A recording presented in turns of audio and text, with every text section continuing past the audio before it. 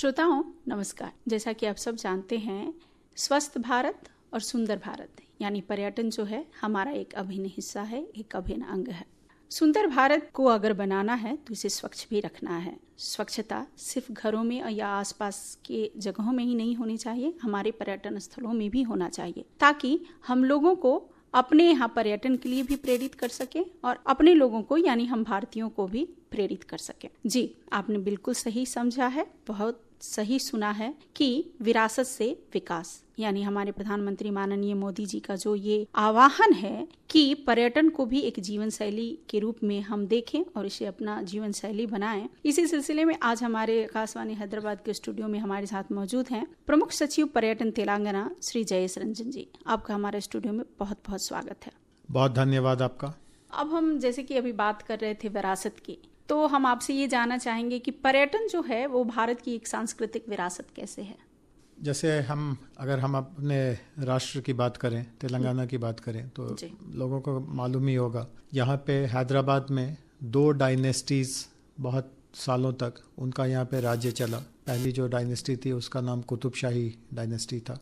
उसमें 7 सुल्तान हुए और हर सुल्तान ने अपनी अपनी पसंद की बहुत अच्छी अच्छी यहाँ पे चीज़ें लगाई। जैसे गोलकोंडा फोर्ट है और चार मीनार है, और जब उनका देहांत होता गया तो उन सबों को एक जगह दफनाया गया जिसका नाम है कुतुब शाही टूम्स। और भी कुतुब शाही के ज़माने की मस्जिदें और बहुत सारी अच्छी चीज़ें हैं।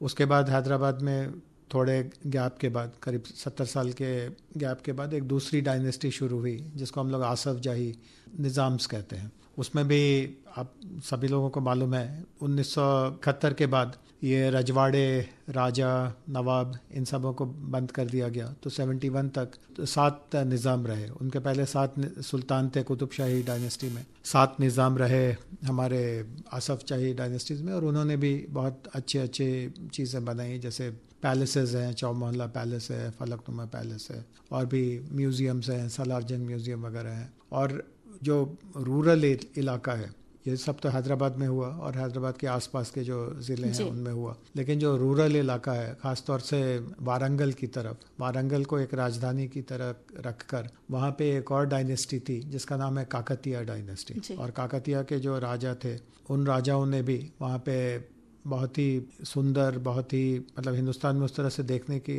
दूसरी जगह हम आपको नहीं मिलेगा। जैसे 1000 पिलर टेम्पल, एक मंदिर में 1000 पिलर्स हैं, भद्रकाली टेम्पल, वारंगल फोर्ट, इस तरह की चीज़ें बनाई। तो तेलंगाना में यही खासियत है कि 3 डायनेस्टीज़ की चीज़ें, उनकी जो धरोहर है वो आप देख सकते हैं। और बहुत सी चीज़ें हैं जो अभी भी काफ़ी अच्छी तरह से मेंटेन की गई हैं। जैसे फोर्ट्स हिंदुस्तान में हज़ारों होंगे, लेकिन जैसे गोलकोंडा फोर्ट है, उतना विशाल फोर्ट, उतनी अच्छी तरह से रख रखाव का फोर्ट हिंदुस्तान में बहुत कम मिलेंगे। उसी तरह से जो पैलेसेस हैं, जैसे हिंदुस्तान में इतने सारे 500 से ऊपर राजघराने थे, हर के अपने अपने महल थे, बट सभी महलों का उतना मेंटेनेंस उतना अच्छा नहीं है जिसके पास हम अब इंटरनेशनल टूरिस्ट को ले जा सकें। तो जैसे हमारे चौमोहल्ला पैलेस है, फलकनुमा पैलेस है, तो हमारी ये जो 3 यहाँ पे जो डायनेस्टीज़ हैं उनकी बनाए गए जो चीज़ें हैं वो आज हैदराबाद को और तेलंगाना को एक टूरिज्म के दर्जे में काफ़ी ऊंचा स्थान देते हैं। बहुत मतलब स्पेशल स्टेटस प्रदान करते हैं। जी, आपने बहुत अच्छी बात बताई। अभी हम बात कर रहे थे जयेश जी कि इसका सांस्कृतिक महत्व क्या है, लेकिन जैसे कि आर्थिक स्थिति भी उतनी ही जरूरी चीज होती है। तो पर्यटन और आर्थिक स्थिति के बीच में क्या संबंध है और इसे कैसे और इकोनॉमिकल बनाया जाए, और या फिर लोगों को इकोनॉमिकल तो हो ही कि ये ज्यादा ना खर्चा किए हुए लोग पर्यटन कर सके, उसके साथ ही साथ रोजगार भी मुहैया करवाया जा सके। बिल्कुल। तो ये रिसर्च से साबित भी हुआ है कि टूरिज्म सेक्टर में अगर आप जैसे मान लीजिए 1 लाख रुपए लगाएं, सरकार लगाए या कोई प्राइवेट कंपनी वाले लगाए, तो उससे करीब 20 नए जॉब्स, नए उद्योग उससे स्थापित होते हैं। और टूरिस्ट सेक्टर के जॉब्स की एक खास विशेषता ये है, जैसे मान लीजिए आईटी सेक्टर है, हैदराबाद में आईटी सेक्टर का भी बहुत बढ़ावा है। लेकिन अगर आपको आईटी में जॉब करना है तो आपको काफ़ी पढ़ा लिखा होना चाहिए, आपको इंजीनियरिंग आनी चाहिए, आपको कंप्यूटर साइंस आनी चाहिए। बट टूरिज्म के जॉब्स के लिए पढ़ा लिखा को होना नहीं ज़रूरी है, ऐसा हम नहीं कह रहे हैं, लेकिन फिर भी बहुत बड़ी डिग्री आपके पास नहीं भी है किसी कारण से, अगर आप नहीं भी ऊंची विद्या, उन्नत विद्या नहीं भी अगर आप हासिल कर पाए, फिर भी इस सेक्टर में आप जॉब कर सकते हैं। इस सेक्टर में एंटरप्रेन्योरशिप, जिसको सेल्फ एम्प्लॉयमेंट कहते हैं, उसका भी बहुत बड़ा स्कोप है। कोई भी आप टूरिस्ट प्लेस के पास जाएं, आप देखेंगे वहाँ पे सोवेनियर शॉप्स हैं, वहाँ पे फूड कोर्ट्स हैं, वहाँ पे टैक्सी स्टैंड है, वहाँ पे गाइड्स हैं, वहाँ पे फोटोग्राफर्स हैं। तो इन सबों को किसी ने जॉब नहीं दिया है, ये खुद अपने हौसले पे इन्होंने अपना अपना काम वहाँ पे करना शुरू किया। और चूंकि बड़ी संख्या में अगर लोग आते हैं तो उससे उनको अच्छी आमदनी भी होती है और पूरे परिवार को संभालने का एक अच्छा उनके पास जरिया तैयार हो जाता है। जी बिल्कुल, ये तो बात हो गई कि हम आर्थिक स्थिति से लोगों को मजबूत कैसे करें, लेकिन सस्टेनेबल टूरिज्म प्रैक्टिसेस की भी बहुत ज़रूरी होती है, क्योंकि हर चीज़ में जब सस्टेनेबिलिटी की हम बात करते हैं, इको फ्रेंडली होने की बात करते हैं या फिर उसे इकोनॉमिक फ्रेंडली होने की भी बात करते हैं, तो वो किस तरीके से हम लोगों को मुहैया करवा सकते हैं। ये एक्चुअली ये जो आपने बात उठाई है ये भी बहुत महत्वपूर्ण मुद्दा है। जैसे हिंदुस्तान के बारे में लोग कहते हैं कि यहाँ पे हिल स्टेशंस हैं, लेकिन जैसे मसूरी है या शिमला है, इस तरह के हिल स्टेशंस को सुंदर माना जाता है, लोग जाना चाहते हैं गर्मियों में खास तौर से। लेकिन एक चीज़ और भी देखी जाती है कि इतना रश यहाँ पे होता है जिसकी वजह से अगर कोई जाए भी तो वह एंजॉय नहीं कर पाता है। भीड़ भड़क्का है, होटल्स नहीं मिलते हैं, रूम्स नहीं मिलते हैं, चलने की जगह नहीं है, लोग गिरे पड़ रहे हैं। तो इसके बारे में एक साइंटिफिक एक बात रखी गई है कि हर जगह टूरिस्ट प्लेस जो है एक साइंटिफिक तरीके से उसकी कैरिंग कैपेसिटी, इंग्लिश में कहते हैं कैरिंग कैपेसिटी, कितने लोगों को उस प्लेस में, उस जगह पे हम लोग बिना किसी दिक्कत के एक साथ रख सकते हैं। और अगर किसी जगह की कैरिंग कैपेसिटी से ज़्यादा लोग वहाँ पे आते हैं तो लोग उसको एंजॉय करने की बजाय उनको वहाँ पे रहना काफ़ी दूभर हो जाता है। तो सस्टेनेबिलिटी में ये भी एक बहुत बड़ा हिस्सा है। और अगर बहुत ज़्यादा लोग कहीं पे भी जाते हैं तो जैसे हम देखते हैं हमारे टूरिस्ट प्लेसेस पे लोग भी बताते हैं कि काफ़ी गंदगी है, प्लास्टिक जगह जगह फैला हुआ है, रेट्स बहुत बढ़ जाते हैं। आप अगर कोई भी है तो इकोनॉमिक्स का एक सिद्धांत है सप्लाई डिमांड गैप, अगर सप्लाई कम है और डिमांड उससे ज़्यादा है तो प्राइसेस भी बढ़ जाते हैं। तो आपने जो अफोर्डेबल, इकोनॉमिकली अफोर्डेबल की बात की वो भी नहीं हो पाता है, भीड़ भड़की की वजह से कोई एंजॉय नहीं कर पाता है, वेस्ट वगैरह ज़्यादा हो जाता है। कुछ लोग अपना अनुभव बताते हैं, जैसे मनाली जा रहे हैं, उन्होंने हमने इंटरनेट पे देखा था, एक ग्रुप जा रहा था, उन्होंने आखिर में अपने इंटरनेट पे, सोशल मीडिया पे ये लिखा कि जितना समय हम मनाली में नहीं रह पाए उतना समय हम कार में थे। तो कार में बैठने के लिए तो कोई अपनी छुट्टी नहीं बर्बाद करने को गया होगा। तो ये एक बहुत बड़ी चीज़ है जिसको हम लोग ध्यान में रखना चाहते हैं हैदराबाद और तेलंगाना के लिए भी। जी, यानी सस्टेनेबल टूरिज्म प्रैक्टिसेस जो हैं वो डेवलप किए जा सके। जी, अब हम बात करते हैं आधारभूत जो जिसको हम इंफ्रास्ट्रक्चर डेवलपमेंट बोलते हैं, क्योंकि इसके लिए जैसे ट्रांसपोर्टेशन हो गया, एकोमोडेशन हो गया या फिर बाकी की जो अमेनिटीज जिसको बोलते हैं, ये सारी चीज़ें भी टूरिज्म को कहीं ना कहीं महत्वपूर्ण स्थान दिलाती है और उसको बढ़ावा देती है। तो इसके लिए हम क्या कर रहे हैं? तो हम लोगों ने अभी करीब 6 महीने पहले एक नई टूरिज्म पॉलिसी लाई है हमारे राज्य के लिए, तेलंगाना टूरिज्म पॉलिसी। तो हम लोगों ने इस पॉलिसी में एक प्राइवेट सेक्टर को बहुत अहमियत दी है। तो अगर इंफ्रास्ट्रक्चर कहीं पे कमी है या कहीं पर और जितने लोग जाते हैं उतने लोगों के हिसाब से इंफ्रास्ट्रक्चर नहीं बना हुआ है, तो सरकार पैसे लगाने की बजाय हम लोग प्राइवेट सेक्टर को बढ़ावा देना चाहते हैं। अगर आप प्राइवेट सेक्टर के इंडस्ट्रियलिस्ट हैं या इन्वेस्टर हैं और आपको लगता है कि सरकार इस जगह को अच्छी तरह से प्रमोट करती है, इसका मेंटेनेंस अच्छा होता है, लोग खुशी खुशी आएंगे, काफ़ी दिन यहाँ पे रहना पसंद करेंगे और आपको भी इससे फ़ायदा मिलेगा, तो आप ही यहाँ पे जाके इंफ्रास्ट्रक्चर लगाइए। तो ये एक अच्छा मॉडल है। और अभी थोड़े दिन पहले वर्ल्ड टूरिज्म डे हुआ था 27 सितंबर को।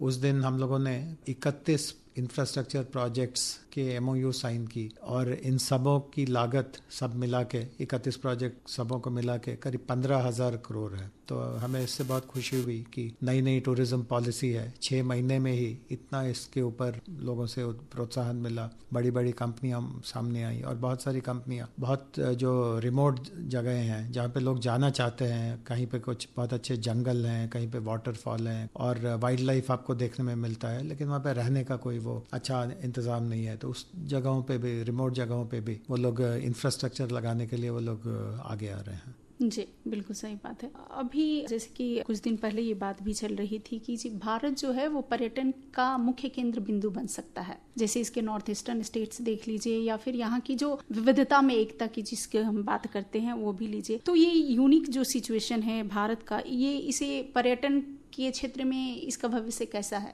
नहीं तो देखिए, ये पिछले 20-30 सालों से हम ये देख रहे हैं जी कि जैसे कभी भी विदेश जाते हैं, जनरली कैजुअली लोगों से पूछते हैं कि आप हिंदुस्तान आए हैं कि नहीं, कहाँ गए थे, क्या अच्छा लगा। तो बहुत सारे लोग बताते हैं कि हम गए नहीं हैं लेकिन जाना बहुत चाहते हैं, हमारे विश लिस्ट में भारत, हिंदुस्तान बहुत ऊपर है। तो ये एक सच्चाई है कि बहुत लोगों को यहाँ पे आने का मन है। बट एक और सच्चाई ये है कि हिंदुस्तान के बारे में उनके मन में बहुत सारी शंकाएं हैं कि यहाँ पे जो माहौल है वो उतना टूरिस्ट फ्रेंडली नहीं होगा। कभी कभी कुछ केसेस मीडिया में आती रहती हैं कि किसी टूरिस्ट के ऊपर कुछ हमला हो गया, उसके पैसे छीन लिए गए, महिलाओं के ऊपर के बारे में भी कभी कभी इस तरह की वार्ताएं आती हैं। तो इसकी वजह से हिंदुस्तान की जो छवि है वो आज, अगर सच्चाई तो यही है कि वो बहुत ही बेस्ट नहीं है। तो लोगों को बहुत आशंकाएं होती हैं, लेकिन हिंदुस्तान आना है ये भी बहुत एक गहरी इच्छा है। तो एक कॉम्प्रोमाइज़ के तौर पर वो ये करते हैं कि जो बहुत वेल नोन जगह हैं, जैसे ताजमहल चले गए, राजस्थान में पैलेसेस हैं, फोर्ट्स हैं, राजस्थान चले गए। ताजमहल जाने के लिए या राजस्थान जाने के लिए दिल्ली के थ्रू जाना होता है, तो दिल्ली भी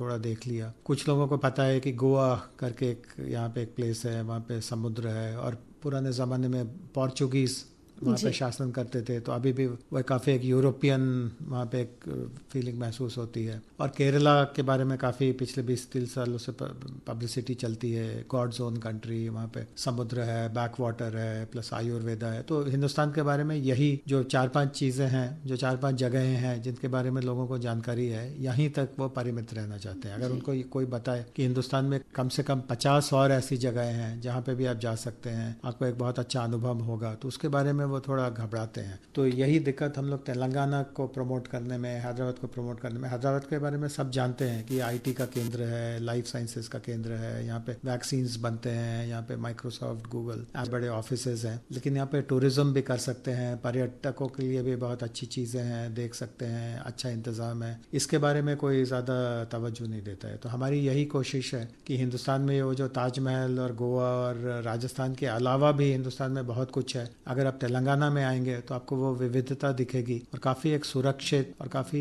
ऑर्गेनाइज्ड तरीके से आप यहाँ पे अपना समय अच्छे से बिता सकते हैं। जो आपको अच्छा लगे, रुचि आपकी जिस चीज़ में है वो आप अच्छे से कर सकते हैं। जी, यहाँ हम बात कर रहे थे इस बात की कि लोगों को पता नहीं है बाहर की और भी केंद्र बिंदु हैं जहाँ पे पर्यटन किया जा सकता है। तो हम बात करेंगे मार्केटिंग और प्रमोशन के, क्योंकि मार्केटिंग और प्रमोशन भी टूरिज्म सेक्टर में उतना ही इम्पोर्टेंट है जितना लोगों को अवेयर करना और उनके लिए कैंपेन वगैरह ऑर्गेनाइज करना। तो इस क्षेत्र में हम कैसे आगे बढ़ रहे हैं? नहीं तो ये बहुत सही बात है कि अगर कोई एक नया प्रांत, एक नया राज्य टूरिज्म में आगे बढ़ने की कोशिश कर रहा है तो लोगों को बताने की भी बहुत ज़रूरत है। और बाहर के लोगों ही नहीं, हमारे खुद हैदराबाद में ही, जैसे हमने अभी जिक्र किया, आईटी की बहुत कंपनियां हैं। यहाँ पे करीब 10 लाख लोग आईटी सेक्टर में हैं, एक और 5-7 लाख लोग सर्विसेज सेक्टर में हैं, उनके घर के लोग हैं। कुल मिला के 2.5 मिलियन, मतलब करीब 25 लाख लोग की आबादी हैदराबाद में ही है जिनको हम लोग टूरिज्म के ऊपर मोटिवेट कर सकते हैं। बट जब भी हम आईटी कंपनी से मिलने जाते हैं, उनके लीडर से मिलते हैं, काफ़ी लोग ये कहते हैं कि जैसे बैंगलोर हुआ या कहीं और हुआ, वहाँ पे वीकेंड्स में छुट्टियां बिताने का एक मौका रहता है, वो हैदराबाद में नहीं है। तो लोगों को जानकारी, जो हमारे यहाँ रहते हैं उनको ही उतनी पूरी जानकारी नहीं है, बाहर के लोग की तो बात अलग है। तो हम लोगों ने ये कोशिश की है कि आजकल जो लोग जो समाचार हासिल करते हैं ज़्यादातर डिजिटल मीडिया के थ्रू करते हैं। इंटरनेट में जैसे इंस्टाग्राम है, फेसबुक है, ट्विटर है, लिंक्डइन है, इस जरिए से आज ज़्यादा इंफॉर्मेशन उनके पास मिलता है। तो हमारे जो टूरिज्म की जो हैंडल्स हैं उसका भी इस्तेमाल ज़्यादा हो, उस पर अच्छा कंटेंट हम लोग डालें। हमारे यहाँ क्या क्या जगह हैं, तो हम लोग एक सीरीज़ की शुरुआत कर रहे हैं कि हैदराबाद से 100 जगह हैं जहाँ पे आप वीकेंड्स में जा सकते हैं, 100 प्लेसेस टू विजिट जी। और वहाँ पे जाके आप क्या कर सकते हैं, क्या देख सकते हैं, क्या अनुभव कर सकते हैं, दूसरी जगहों पे क्या नहीं है जो आप यहाँ पे पा सकते हैं। इस तरह से उस को हम लोग तैयार कर रहे हैं कि 100 प्लेसेस टू विजिट। तो हमारे यहाँ ही जो 2.5 मिलियन लोग हैं उनको बढ़ावा प्रोत्साहन मिलेगा, जो बाहर से आते हैं उनको पता लगेगा। और जो बहुत, जैसे हमने अभी आपको काकतीय डायनेस्टी के बारे में कहा, उनके बनाए हुए टेम्पल्स वगैरह को आज वर्ल्ड हेरिटेज साइट की लिस्ट में लगाया गया है, तो वहाँ पे जाके आप क्या देख सकते हैं। जी, तेलंगाना का एक यूनिक सेलिंग प्रोपोजिशन है जिसको यूएसपी बोलते हैं, वो क्या है? उसके बारे में अगर इसको और बढ़ावा दिया जाए तो जो भारत के अन्य क्षेत्र हैं, जो अन्य राज्य हैं, वो किस तरीके से आगे जा सकते हैं? नहीं, तो हम लोग अपने राज्य के बारे में हम लोगों ने एक आंकड़ा बनाया है और दूसरे राज्यों में क्या है जो हमारे पास अलग है। तो हमें ये लग रहा है कि हिमालय हमारे यहाँ नहीं है और समुद्र नहीं है, तो ये 2 चीज़ों की कमी है। बट उसके अलावा जो कुछ भी है, जैसे हमने आपको बताया 3 डायनेस्टीज की बनाई हुई हेरिटेज मॉन्यूमेंट्स हैं, उसके अलावा यहाँ पे नेचर बहुत अच्छा है, देन रिलीजियस टूरिज्म जिसको कहते हैं pilgrimage, then medical tourism, conference tourism, plus यहाँ पे आप जानते ही हैं हैंडीक्राफ्ट्स और हैंडलूम्स का बहुत बढ़ावा है। यहाँ पे बहुत रेयर हैंडलूम्स मिलते हैं, हैंडीक्राफ्ट्स मिलते हैं। तो इन सब चीज़ों को नज़र में रखते हुए हम लोगों ने ये फैसला किया है कि तेलंगाना को डाइवर्सिटी यहाँ पे बहुत अच्छा है, सेलिब्रेट द डाइवर्सिटी। जो विविधताएं हैं दूसरे राज्यों में इतनी विविधता आपको नहीं मिलेगी जो यहाँ पे मिल रही है, और डाइवर्सिटी को सेलिब्रेट करने के लिए आप तेलंगाना में आइए। तो इस चीज़ को हम लोग यूएसपी बनाना चाह रहे हैं। बिल्कुल, यानी विविधता जो को ही सेलिब्रेट करिए, उसका उत्सव मनाइए। जी, बिल्कुल सही बात है। अब हम बात करेंगे टेक्नोलॉजी और इनोवेशन की, क्योंकि जैसे कि सब जगह डिजिटलाइजेशन हो रहा है, एआई का जमाना है, तो हम अपने टूरिज्म सेक्टर में इसको बढ़ावा देने के लिए किस तरह, ये जिसको हम नवाचार बोलते हैं, तकनीकी और नवाचार बोलते हैं, वो किस तरीके से कारगर साबित हो रहा है? नहीं, तो जैसा आपने अभी जिक्र किया कि जो प्रमोशन का जो काम है वो हम लोग ज़्यादा से ज़्यादा टेक्नोलॉजी के माध्यम से ही उसको हासिल करेंगे। इसका ये मतलब नहीं है कि प्रिंट में या टेलीविज़न पे या रेडियो पे हमारे प्रमोशंस नहीं चलेंगे, वहाँ पे भी चलेंगे, लेकिन डिजिटल का हम लोग पूरा फ़ायदा उठाना चाहते हैं। ये एक प्लानिंग है। दूसरा ये है कि आजकल बहुत सारे टूरिस्ट को ये जहाँ पे वो जा रहे हैं वहाँ पे हिस्ट्री क्या है उसके बारे में विवरण पूरा जानना चाहते हैं, तो वो सब टेक्नोलॉजी के माध्यम से उनको दिया जा सकता है। AR/VR करके एक टेक्नोलॉजी नई आई है, मेटावर्स। तो जितने भी, हैदराबाद तो आप जानती हैं कि टेक्नोलॉजी का एक बहुत बड़ा केंद्र है, तो टेक्नोलॉजी इस डोमेन में भी, पर्यटन के क्षेत्र में भी टेक्नोलॉजी का पूरा इस्तेमाल किया जाए, ये हमारी कोशिश रहेगी। जी, अभी एक टर्म जो है वो काफी पॉपुलर हुआ है पर्यटन के क्षेत्र में, जिसे हम वर्चुअल टूर बोलते हैं। ये क्या है, आप हमारे श्रोताओं को विस्तार से बताइए। तो जैसे आज कोई भी टूरिस्ट है जी, अगर वो, जैसे मान लीजिए अभी क्रिसमस आने वाला है, तो उनको मान लीजिए क्रिसमस में 1 हफ्ते का उनको ब्रेक मिला है और अपने परिवार के साथ वो कहीं पे जाना चाहते हैं, तो उनके पास बहुत चॉइस है कहाँ जाएं, मतलब आगरा में जाएं या राजस्थान जाएं या गुजरात जाएं या कहाँ जाएं। हर भारत में आज ये परिस्थिति है कि हर राष्ट्र में कुछ ना कुछ देखने को तो है ही, खास है। जी। तो आप 2-3 तरीके से अपना निर्णय ले सकते हैं। एक ट्रेडिशनल तरीका ये है कि आप रिव्यूज़ पढ़ें, किसने क्या कहा, और कभी कभी रिव्यूज़ में जो कुछ भी लिखा जाता है वो पूरा 100% वो सही नहीं भी होता है। कुछ लोग हैं वो इन्फ्लुएंसर्स हैं, वो पैसे लेके रिव्यूज़ दे देते हैं, तो रिव्यूज़ के बारे में भी लोगों को, उनको भी कुछ शंका बनने लगी है। और दूसरा तरीका ये है कि आप खुद अनुभव करिए बिना गए हुए ही, तो जिसको हम लोग वर्चुअल टूर बोलते हैं। तो जैसे अगर आप खुद अगर वहाँ गए होते तो आप क्या देख सकते थे, क्या, जैसे मान लीजिए आप 4 दिन वहाँ रहना चाहें तो 4 दिनों में क्या कर सकते थे। तो ये एक टेक्नोलॉजी के जरिए आप वहाँ पे जाने के पहले ही वहाँ किस तरह के आपको अनुभव मिलेंगे वो आप पहले से ही महसूस कर सकते हैं। तो जगहों को कंपेयर करने के लिए एक अच्छा ये टेक्नोलॉजी का तरीका है। जी, अब हम बात करेंगे कम्युनिटी इंगेजमेंट और लोकल बेनिफिट्स की, क्योंकि जैसे कि छोटे छोटे सुदूर जो हिल स्टेशंस होते हैं जहाँ पे सारी सुविधाएं मुहैया नहीं है, अमेनिटीज अवेलेबल नहीं है, तो वहाँ पे कम्युनिटी को इंगेज करके कैसे लोकल लोग जो हैं उनको बेनिफिट दिया जा सकता है।